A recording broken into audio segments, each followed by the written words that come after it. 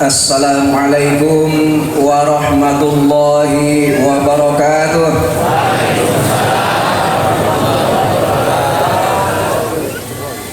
Bismillahirrahmanirrahim. Alhamdulillahilladzi ja'ala al-laila wan-nahar khilfatan liman arada ay yazakkara aw arada syukura. Asyhadu an la ilaha illallah wahdahu la syarika lah alladzi khalaqal mauta wal hayata liyabluwakum ayyukum ahsanu amala. Wa asyhadu anna Muhammadan abduhu wa rasuluh da'iyan ilallahi biiznihi wa sirajan munira. Ilahi anta maksudi wa ridhaka matlubi a'tini mahabbataka wa ma'rifataka ila hadrati sultanil awliya wa qudwatil asfiya qutbir rabbani wal gausis samadani as-sayyid Syekh Muhyiddin Muhammad Abdul Ghaus Saifullahi Faslul Al-Qutub radhiyallahu anhu wa qaddasa sirah al-Fatihah. A'udzu billahi minasyaitonir rajim. Bismillahirrahmanirrahim. Alhamdulillahirabbil alamin arrahmanir rahim maliki yaumiddin. Iyyaka na'budu wa iyyaka nasta'in ihdinas siratal mustaqim. Siratal ladzina an'amta 'alaihim ghairil maghdubi 'alaihim waladdallin. Kahatur pangarsa umi katut ahlul bait al-mukarramun para wakil talqin Syekh Mursyid, ikhwan akhwat baik yang hadir di Sirna Rasa atau yang sedang mengikuti acara manaqib Sirna Rasa di seluruh penjuru dunia yang saya cintai dan saya banggakan. Barusan saya sempat buka-buka, ternyata lagu-lagu yang dilantunkan oleh Ki Andi adanya pada lampiran kitab Fadhilus Syuhur, bukan pada kitabnya. Pada kitabnya hanya bercerita tentang Ar-Rahim. Lagu-lagunya nggak ada di kitabnya, tapi pada lampirannya. Itu yang saya tahu itu. Sebab dalam kitab itu nggak ada lagu, nggak ada. Itu ya. Al-Quran surat Ar-Rahman ayat 14 menyebutkan, wa khalaqal insan min salsalin kal fakhar. Allah menciptakan manusia dari bahan baku yang disebut salsalin kal fakhar. Salsalin kal fakhar itu adalah lumpur, letak. Kayak Daniel, ganteng, gagah, pinter, dosen, letak.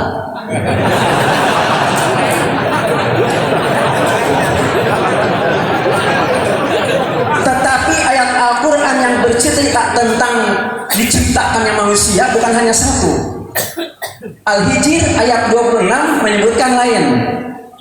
Walaqad khalaqnal insana min salsalin min hama'in masnun. Allah menciptakan manusia dari satu bahan baku yang disebut hama'in masnun. Hama'in masnun itu adalah satu jenis tanah yang berwarna agak kehitam-hitaman dan sedikit bau. Dr. Muhtarom, dosen beliau. Doktornya saja punya 3, doktor Muhtarom. Angger letak. Ngangkat campuran ku hama'in masnun rada hidung.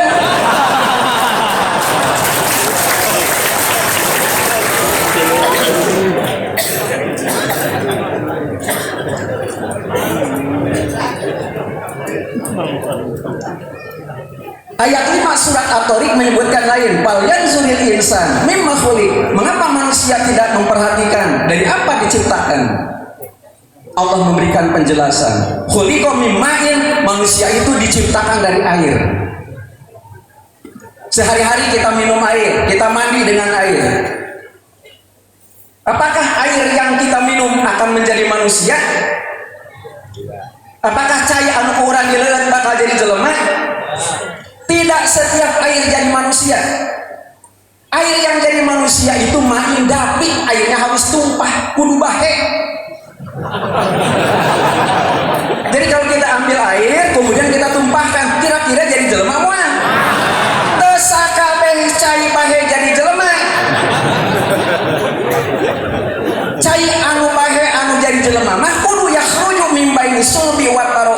caina kudu kaluar tina tulang tonggong lalaki ngahiji jeung cai anu kaluar tina tulang dada awewe bergabung di iceun tempat ngaranna rahim tah cai anu model kitu anu jadi jelema cai anu model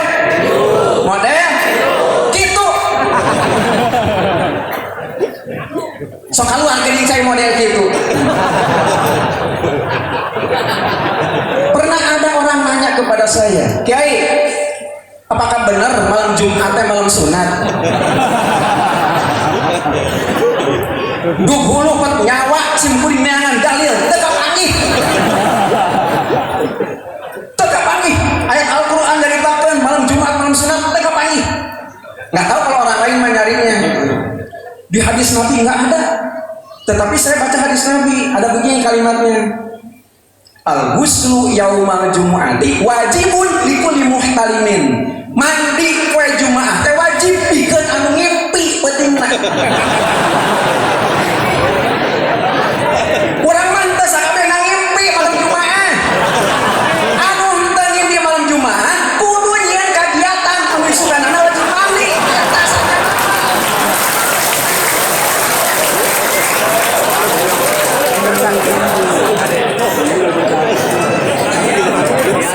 Setuju Bu? Oh, pura-pura. Tuh, jadi bahan baku manusia itu terdiri dari unsur-unsur tanah dan unsur-unsur. Ternyata tanah dan air dalam ekonomi itu termasuk benda bumi, termasuk kategori benda tidak bergerak. Salila jelema bahan bakuna tanah jeung cai hese diajak maju. Hese majuna jelema. Kumaha carana supaya jelema maju? Maka unsur bumi kudu dihijikan berkolaborasi dengan unsur langit. Makanya gitu. Setelah seorang perempuan hamil berusia 4 bulan, Al-Hijr ayat yang ke-29, fa iza sawaituhu wa nafakhtu fihi ruhi, gitu ya. Itu ternyata ada kalimat semacam begitu. Usia kandungan 4 bulan ditiupkan roh Allah Subhanahu wa taala ke dalamnya. Tuh. Aya we ngageter sok resep geuning nyekelan beuteung. Bebeja kasatina kadang-kadang. Naon nya oyak-oyakan model. Salakina keresepan minum musapa euy. Jadi selama 9 bulan ada di dalam kandungan. Eta teh campuran antara unsur bumi dengan unsur langit. Setelah 9 bulan kakara keluar eta budak. Disebutnya melahirkan ibunya itu. Nah, dalam bahasa Sunda apa ngalahirkan? Ngajuru. Kunaon disebut ngajuru? Sabab disanghareupeun ka juru. Lamun awewe kalahirkeun disanghareupeun ka pantok sok sia loba budak lalajo.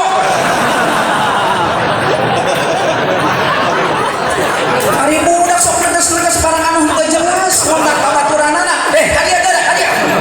Nah, temong gitu, aya anu kumisan keur ngomong kemang. Itu ngomongna oge. Tah mah awewe ka juru. Sebut anu kumisan keur ngomong kemang bayakeun. Supaya aman, saharepkeun ka juru, jadi we ngajuru gitu. Gitu ya. Nah, jadi ruh yang dimasukkan ke dalam jasadnya itu sekali waktu akan dipisahkan lagi dari jasadnya. Yang mulia para sahabat pada tanggal 30 Agustus 2022 menyampaikan materi indah kuliah subuh di raudhah beliau. Ayat 42 daripada surat Az-Zumar. Allahu yatawaffal anfusa hina mautiha wallati lam tamut fi manamiha. Roh dipisahkan dari jasadnya itu 2 kali. Apa? Mengerucutkan, yang dipisahkan bukan ruh dari jasadnya, tetapi ruh dipisahkan dari jasadnya itu rasanya saja. Gitu. Jadi roh dipisahkan dari jasadnya 2 kali. Nah, jadi rentang waktu selama ruh dimasukkan ke dalam jasad sampai ruh dipisahkan lagi dari jasadnya itu namanya hidup. Yang namanya hidup itu harus bagus, harus tumbuh subur. Kata para pakar gizi, kalau kita ingin tubuh kita menjadi sehat, vitamin yang paling baik adalah vitamin alami, bukan vitamin buatan pabrik. Makanya tidak heran buah-buahan, sayur-sayuran, termasuk sinar matahari adalah vitamin-vitamin yang paling baik bagi pertumbuhan tubuh manusia. Yang perlu tumbuh baik itu bukan hanya tubuh, bukan hanya fisik, mental kita, hati kita, jiwa kita. Itu pun yang paling baik adalah vitamin alami. Apa yang namanya vitamin alami buat hati, buat jiwa? Tidak lain kecuali apa yang telah ditapaki dalam kehidupan kita. Apapun namanya, termasuk di dalamnya adalah musibah. Musibah itu adalah vitamin alami untuk mendewasakan niat kita, mendewasakan hati kita, mendewasakan jiwa kita. Ibu sare dina luhur naon? Luhur ari keur anyar mah empuk eta kasur. Malah dioyak-oyak. Usum hujan bikin lepet. Dina hiji waktu ibu hayang nikmat deui sare luhur kasur. Kudu dikumahakeun eta kasur? Kudu dipoe, dijemur di bawah terik matahari. Karena agar eta kasur teh dipoe, kapanasan karunya langsung digebugan make itu. Neangan pengebuk kasur digebugan, bingkan kenceng. Teu aya pengebuk kasur, aya sapunyere dipake. Apakah ibu yang memiliki kasur itu memukul-mukul kasur untuk merusak kasur? Jawabannya bukan. Ibu memukul kasur oleh pangku kasur bukan untuk menghancurkan kasur, tetapi untuk menghilangkan kotoran yang ada pada kasur, untuk menghilangkan debu yang nempel pada kasur. Mending lamun ngan sampur debu nempel, ya maka selengket. Cara repal. Itu roin ngarana gitu. Jadi musibah apapun bentuknya yang kita rasakan, sebenarnya ini merupakan pelajaran berharga dari Allah Subhanahu wa taala yang bersifat alami. Bagaimana caranya? Kalau tadi sudah disampaikan, tidak ada alat pembersih yang paling baik selain dari zikir kepada Allah Subhanahu wa taala. Tetapi kalau kita secara jujur ingin mempelajari secara alami, sebenarnya ada yang dicontohkan oleh Yang Mulia Pangarsa Abah. Perlu saya sampaikan? Ngambek mual kira-kira. Arek ngambek kayak kajen. Sungguh mah kadang dege kalau ya ini. Abah itu begini. Abah itu menjadi orang yang terhormat. Tidak ada noda sedikit pun pada Abah. Karena apa? Karena pada diri Abah ada dua sifat yang tidak bisa dilepaskan. Yang pertama adalah sifat waro. Itu yang dimiliki oleh Yang Mulia Pangarsa Abah. Dalam kajian ilmu fikih yang namanya waro itu adalah hati-hati. Yang halal sudah jelas, yang haram sudah jelas. Antara halal dan haram itu ada yang remeng-remeng. Itu namanya syubhat. Begitu ya? Itu remeng-remeng. Itu dalam kajian ilmu fikih. Jadi kita harus waro, harus hati-hati. Setiap jalur jalan menjelang maghrib berdiri, berderet terus tenda-tenda pecel lele. Coba tanya pada diri kita sendiri, boleh tidak kita makan lele? Halo?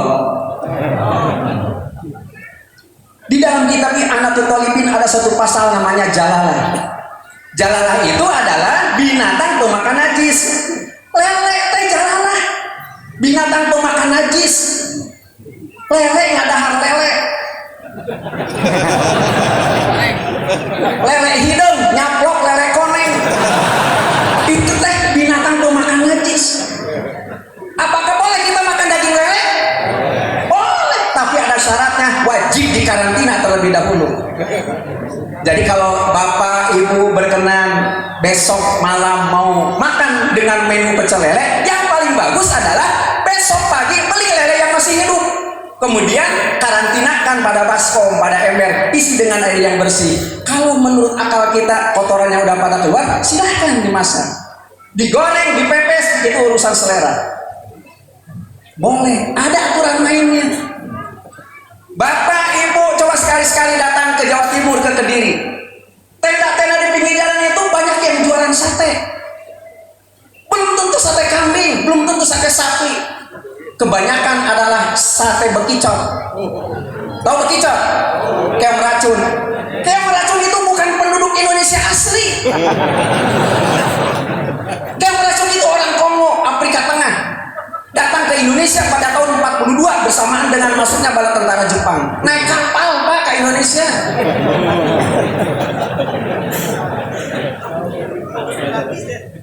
Tapi ternyata banyak digandrungi oleh orang, dijadikan keripik bekicot. Gitu. Sabda Rasul memberikan batasan, al halal ma halallahu fi kitabih, wal haram ma haramallahu fi kitabih. Anu halal geus puguh halal, nah cek Al-Qur'an cek sunnah, anu haram tos puguh haram nah cek Al-Qur'an jeung sunnah. Wa masakata anhu bahwa mimma apa ankum, lamun teu dicaritakeun dina Al-Qur'an jeung hadis, anu kitu teu naon-naon. Anu resepkeun mah heuh bae. Hanya harus tunduk kepada ayat Al-Qur'an, wa yuharrimu alaihimul khaba'is. Kalau menjijikan itu hukumnya haram. Gitu hukum. Itu ya. Nah, itu waro menurut ilmu fikih. Tetapi waro yang dimiliki oleh pengersa abah adalah waro berdasarkan ilmu akhlak. Apa yang namanya waro ilmu akhlak itu? Abah tidak pernah menyakiti siapapun. Abah tidak pernah menyakiti hati siapapun. Jangankan orang yang jauh, orang yang satu kamar saja dengan abah tidak pernah disakiti oleh yang mulia pengersa abah.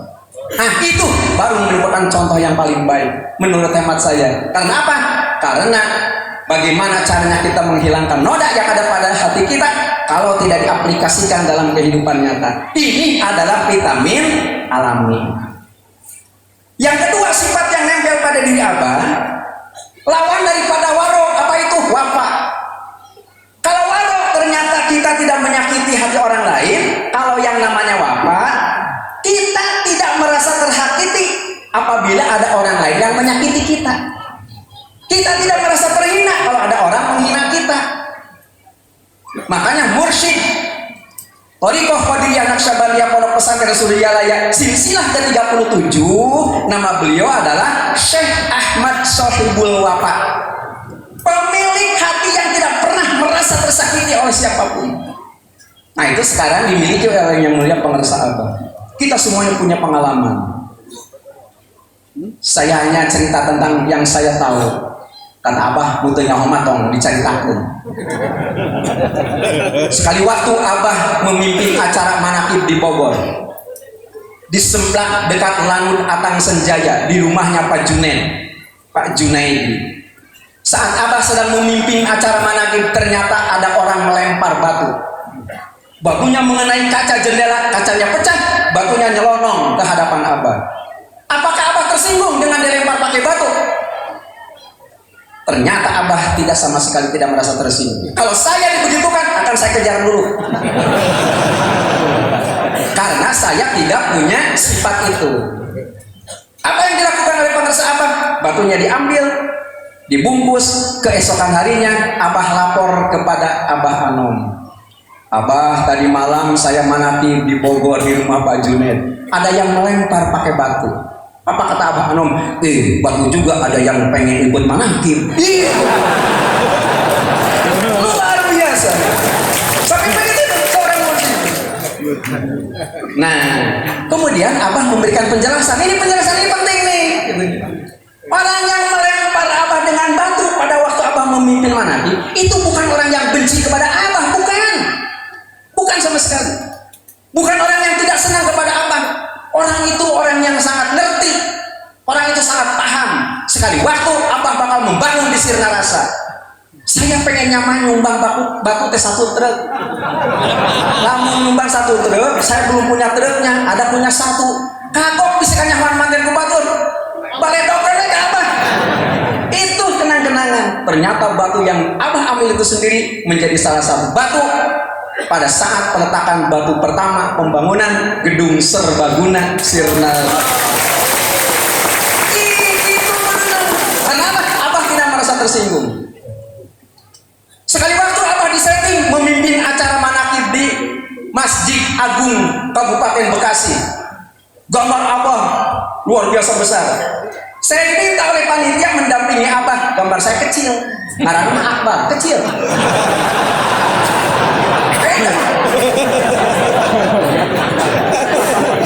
Gitu ya. Kemudian gambar apa disobek? Gambar apa itu disobek? Yang menyobeknya membuat somasi. MUI Kabupaten Bogor harus memberikan penjelasan 1 kali 24 jam. Mengapa Saudara Akbar Mardani itu MUI Kabupaten Bogor harus diundang ceramah di mana kibat? Di dakwaan 24 jam, namun. Ternyata apa yang terjadi? Abah memandang yang menyobek gambar Abah bukan orang yang benci kepada Abah. Kalau tujuan orang yang menyobek itu adalah penghinaan kepada Abah, Abah menganggap bahwa itu adalah merupakan paket yang salah kirim. Kalau paket salah kirim, itu paket dikembalikan lagi kepada yang ngirim. Nilainya apa? Kalau nilainya penghinaan, dia akan menjadi orang yang terhina. Nggak usah merasa tersinggung apabila ada orang yang menyakiti kita, selama itu tidak ada pada diri kita. Abah itu mursyid. Al-Quran memberikan rincian. An-Naml 22. Orang yang tidak senang kepada Abah, Abah itu harus diyakini sebagai pelanjut daripada Rasulullah SAW untuk menyebarkan risalahnya, bukan kenabiannya, tapi risalahnya. Nggak percaya? Baca surat Muhammad ayat 2. Alladzina amanu wa amilus solihati wa amanu bima nuzila ala Muhammad wa huwal haqqu min rabbihim. Kalau saja kita hanya beriman kepada Allah dan melaksanakan amal soleh, tidak meyakini apa yang diturunkan Allah kepada Muhammad, diturunkan Allah, diteruskan oleh pengersa Abah, itu merupakan kebenaran dari Allah, berarti kita keimanannya belum benar-benar. Itu kata Al-Quran. Nggak sembarangan Abah menyampaikan sesuatu. La yantiqu anil hawa. Dari mana saya tahu? Abah mengatakan, orang yang ditalkin zikir seketika 4.000 dosa besarnya hangus. Mana keterangannya? Ternyata ayat 2 surat Muhammad itu, setelah wahwal haqqu min rabbihim, ada kalimat kafarat anhum sayyi'atihim. Semua kesalahannya ditutup oleh Allah Subhanahu wa taala. Itu manfaat daripada kita mendapatkan talqin zikir la ilaha illallah. Kelebihan. Itu yang pertama. Yang kedua nih, wa aslaha balahum. Wa aslaha balahum ini adalah proyek Abah yang diterapkan kepada kita. Orang melakukan amal soleh hal biasa. Yang dibutuhkan kita ini harus lebih baik hari ini dibandingkan dengan kemarin. Itu baru dikatakan sebagai muhsin. Namun kamari orang zikir 3 kali, kudu nama kue iya ulah 3 kali. Hari ngadoa, ya Allah mudah-mudahan diistiqomahkan dalam berzikir. Hari zikirnya ngan 3 atau untuk istiqomah 3. Sampai begitu. Ada cerita, mau dengar cerita enggak? Mau dengar enggak? Bapak tahu onta enggak? Tahu onta enggak? Ibu tahu onta enggak? Kalau nggak tahu onta, kayak di bulan puasa, meuli korma dina cangkangna sok aya gambar onta. Zaman Nabi masih ada, dulu masih hidup. Unta itu ada 2 macam. Ada onta yang harganya mahal, ada onta yang harganya murah. Seekor unta baru dihargai mahal apabila dia mampu berjalan dari Mekah ke Madinah 495 km tanpa berhenti meskipun di bawah terik matahari. Begitu sampai di Madinah dia dieluk-elukan, dikasih makan yang lumayan mahal makanannya, dimasukkan ke istananya bernama Istal. Itu onta harganya mahal. Tapi kalau baru 3 km kedepu pelabuh eta onta. Yang punya onta nggak akan memaksa dia harus melanjutkan perjalanan ke Madinah, tidak. Dibangunkan, kemudian dikasih makan yang kenyang, makanan yang enak, minuman yang segar, supaya tereh lintuh, karena besok akan disembelih. Orang yang begitu, onta yang begitu, itu harganya murah. La ilaha illallah. Sayyiduna murah.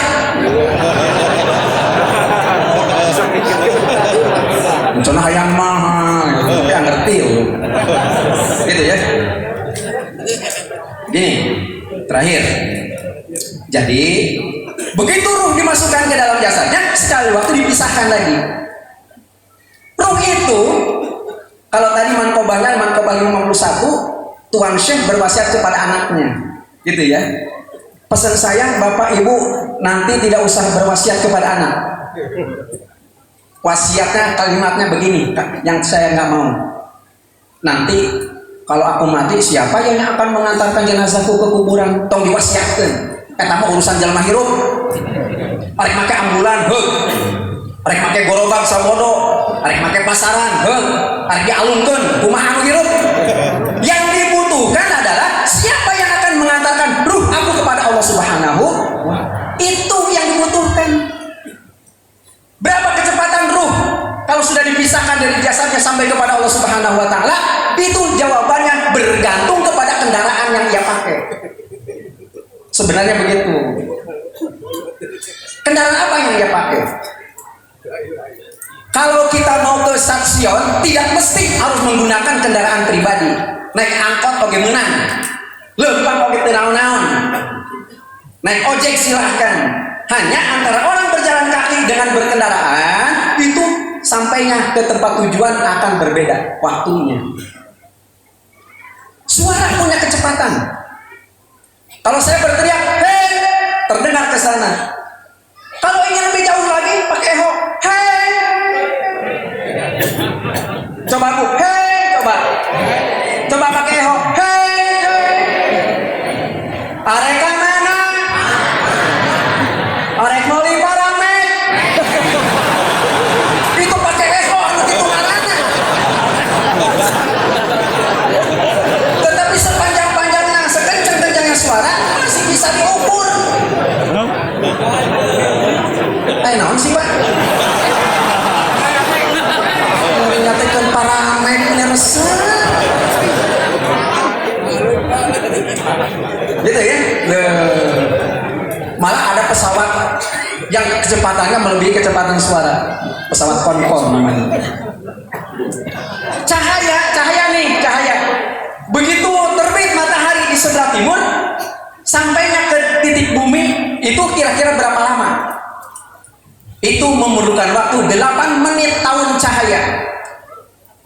Meskipun jauh, gitu ya, itu bisa dihitung. Tetapi Abah pernah mengatakan, sampai dunia ini dihancurkan, tidak akan ada satu pesawat, tidak akan ada satu kendaraan, tidak akan ada orang yang dilahirkan untuk bisa mengukur kecepatan zikir kepada Allah Subhanahu wa taala. Fazkuruni azkurkum, begitu ingat langsung diingat oleh Allah Subhanahu wa taala. Mungkin ada yang tidak percaya kalau saya merasakan pas hari ulang tahun Tanbih tanggal 13 Februari 2018, saya napaktilas seperti apa yang telah dilakukan oleh Pangdasa Abah, melaksanakan safari manakib di Masjidil Aqsa. Ada 17 orang setelah saya ngomong dengan Syekh Abdul Hamid, Imam Besar Masjidil Aqsa. 17 orang ditaati di Masjidil Aqsa. Keluar dari situ ada yang namanya Mihrab Anbiya. Mihrab Anbiya itu seperti yang disampaikan pada waktu bacaan tarhim menjelang subuh. Assalatu wassalamu alaik. Yang begitu ya? Kan ada kalimatnya. Ya man asra bikal muhaiminu laylan milta wal anamun yamu. Nabi diisrokan dari Masjidil Haram Mekah ke Masjidil Aqsa di Palestina di tengah malam ditemani oleh Al-Muhaimin. Bukan Muhaimin Iskandar. Al-Muhaimin ini adalah malaikat Jibril. Ulah sok. Ditemani oleh Al-Muhaimin malaikat Jibril. Begitu sampai di Masjidil Aqsa di Palestina, itu Nabi didahulukan. Gitu ya. Gitu. Kalimatnya berikutnya bagaimana? Yaman Asrat loh. Wa taqaddamta lis-sholati fa shalla kullu man fis samai wa antal imam. Nabi didaulat untuk melaksanakan sholat berjamaah dengan makmum para nabi. Begitu. Saya ngomong ceramah pakai ini, kalimat semacam begini. HP saya sampai hang. Setelah saya ngomong, lamun sholat berjamaah, ulah sholat fardu ngumpul, sholat sunat ongkol. Sebab di thariqah dicontohan anak itu ku Nabi. Jawabannya nggak ada dari sonohnya. Bukan nggak ada dari sononya, akan belum ke sono. Nggak dicontohkan oleh Nabi. Nabi memang contoh model itu. Ternyata saya ingin punya kenang-kenangan, ingin melaksanakan sholat sunat 2 rakaat di mihrab anbiya, tempat Nabi memimpin sholat berjamaah dengan makmum para nabi. Pada saat saya akan takbiratul ihram, saya robitu kepada yang mulia pemirsa Abah, demi Allah, Abah ada di hadapan saya, takbiratul ihram. Sampai begitu. Makanya Abah langsung beberapa bulan yang lalu itu mengeluarkan maklumat. Kita baca doa, yaman yablugu li muridihi indal istighosa walau kana fil masyriq. Meskipun Abah ada di mana, saya ada di mana, ternyata begitu kita menyebut nama Abah, seketika itu Abah datang. Kecepatan zikir itu semacam begitu, nggak ada yang menyambung. Kendaraan yang kita pakai untuk sampai kepada Allah Subhanahu wa Ta'ala adalah Thariqah Qadiriyah Naqsyabandiyah, pondok pesantren Suryana, yang itu kendaraan. Tetapi hati-hati, supirnya harus benar. Kendaraan anyar oge, kendaraan halus oge, ada supir nate bener mah ngaco. Coba perhatikan di jalan-jalan. Naik motor, sen kakek cap mekol kakak tuh, anyar motor nama. Supir nate bener.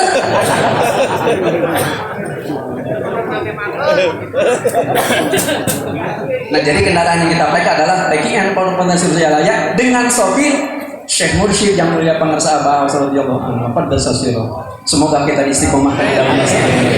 Kurang lebihnya mohon maaf. Assalamualaikum warahmatullahi wabarakatuh.